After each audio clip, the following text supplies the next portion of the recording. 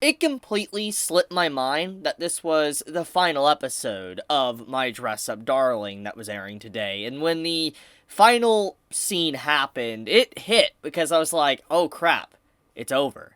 And from what I have been told, My Dress Up Darling is apparently not going to probably get a season 2 for a long while. And the reason for that is because, in terms of content that can be adapted, there is already a lot of content, like 39 or so chapters have been adapted for this anime, and if they were to make, let's say, a season 2, there wouldn't be enough chapters for them to make a season 2. So it might be a long wait until we get a potential continuation, which sucks. But I do think that one day we will get a continuation, just judging by the sheer amount of popularity this series has gotten, but also in terms of just how successful I think it's been doing in Japan as well. And so because of that, it's only a matter of time until eventually we get a season 2, but it is sad that we're probably going to have to wait maybe until next year for a potential announcement for a season 2. But with all that out of the way, let's talk about this final episode, how good it was, and just like overall if this series is worth recommending to people that are interested in watching a romance slice of life. So, the finale, the final episode, it feels like exactly what the description of slice of life is that was given in the previous episode. A whole lot of nothing happened, but because not a lot happened, it was an enjoyable episode. Yeah, we may have had a one-sided confession at the end of the episode after the credits. We may have had, a beautiful scene with the festival and all that. That really just goes to show that the relationship is going to continue on for years to come. But overall, when we really just look at the nitty-gritty, not a whole lot in terms of progression happened this episode, which is, I think, fitting. It's a fitting finale for this series, especially after what we got in last week's episode of My Dress Up Darling, and we all know what was rising. So, jokes aside, this finale was definitely something that I personally enjoyed. There was a lot to love, there was a lot of smiles, a lot of just giggling, there was a lot of good stuff in this episode. I mean, we even had a parody to Texas Chainsaw Massacre, aka Leatherface, in the middle of the episode, and it was a Leatherface crossed with Sadako from, The Ring. I really liked that little parody. That was not something I actually expected to see while watching this episode. Being someone that loves horror movies, I was really shocked to see, like, a Leatherface reference in the middle of a My Dress Up Darling episode. But, yeah, there's a lot to love. And, I mean, let's just talk about, what this episode really signifies for the story. For one, it shows just how Marin and Gojo's relationship has definitely benefited each other. They have both progressed as individuals. They're both, being able to better themselves and do things with their life. For instance, Marin as an individual, she's, learning to study more. She's learning to, focus on work and actually know how to work, etc. She's getting to actually talk with someone about her passion she loves, and the same thing can be said for Gojo as well. Someone that, never got to talk about his passion is getting to talk about it, and also getting to share intimate moments with an individual that, he's never really had any time with. For instance, like, to kind of explain it better, he's never had friends. He's never had anyone to have a social interaction with, and being able to have Marin around has definitely benefited him to a great degree, and Marin in the same exact way. Even though Marin has her own social group and she's been around people, she's definitely getting to interact with, Gojo and interactions she's never really had to experience before. And there's a lot of just beauty in this relationship between these two characters and how you get to see how their growth is slow and gradual, and it feels natural. Like, that final segment at the end of the episode felt very fitting, and I really liked the representation of what that final scene of the episode was. For instance, when they were talking on the phone, Gojo and Marin, they were just, chatting on the phone, and eventually Gojo, he passes out, and Marin's still awake, and she just says, "I love you, Gojo," and she realizes he passed out. She's like, why did I even say it?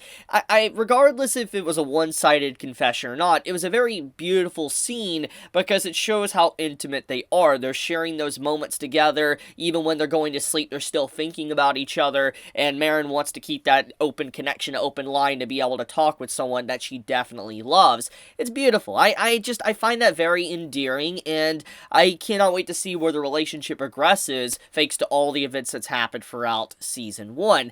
Now, speaking of progression events, etc., I do want to talk about the scene from last episode that didn't technically carry over into this episode. I'll be honest, I'm a little bit upset that there wasn't any form of conversation about what happened in the last episode, but at the same time, as I said, because of how awkward the scene was, it's probably they wanted to keep it hush-hush and just keep it to themselves. That's another way to handle stuff like that, but I do hope in the future something like that pops up again and they talk about it, because it felt like there was just so much to happen in the last episode that they definitely need to confront each other about. Who knows? I know that this is technically, I think, a shoujo series, or is it a shonen? I don't know what type of genre or, demographic that this series is kind of catering towards, but I do know that it's probably not like a seinen or anything like that, or a josei, so I understand why maybe they can't fully go into that. I do wonder if it will eventually. Any manga readers out there that do know, let me know. I am actually curious to see if there's any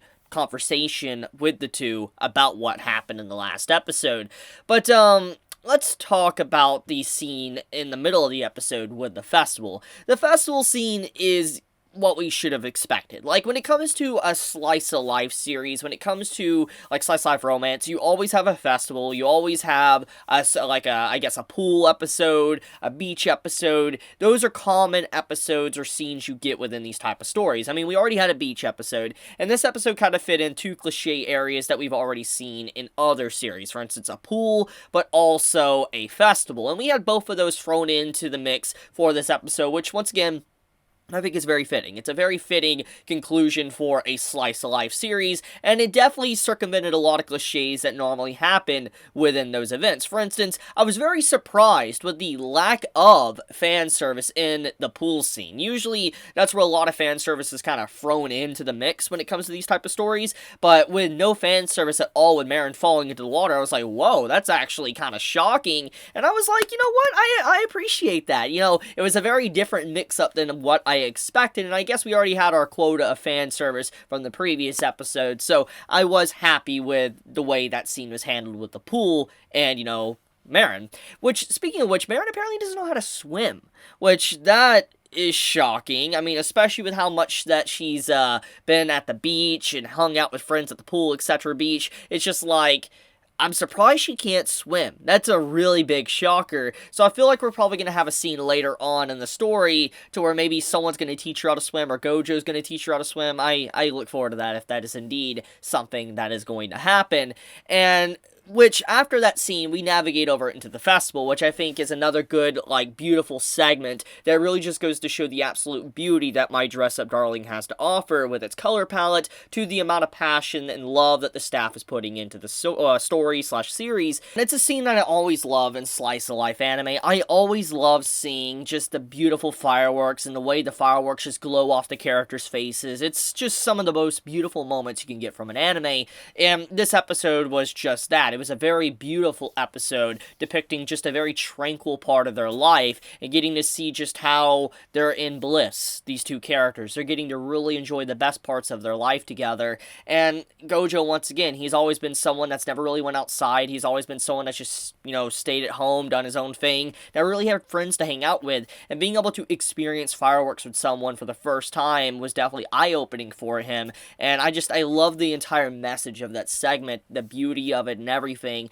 It's good. It's a very heartwarming scene. So I guess let's talk about the overall, series. Is it worth watching? Is it worth recommending to others, etc.? Personally, after concluding this episode and thinking back on what I have watched, obviously I would recommend it. It is a good show. It is a really good show. Probably one of the best romance slice of lives I've seen in a while. It's incredibly enjoyable. And if you're someone that really loves romance, if you're someone that really loves slice life, then this is definitely a series for you. It has a mature element to it as well, especially some of its themes that it tries to tell through its characters, and even the support characters like Juju and all that we got in the previous episodes is really important, and I hope to see more of them in the future. I'm probably going to dive into the manga, not gonna lie. I probably will dive into the manga probably today or tomorrow because of just how much I've enjoyed this series. I want to kind of see the progression. It's probably going to be a huge difference, though, because, I mean, after seeing the beauty of the art and animation from My Dress Up Darling, I doubt that the manga is going to look the exact same, which that's just how the mediums usually are, but I will probably be a little bit shocked to see the overall differences in terms of the style of, the characters or how they're presented.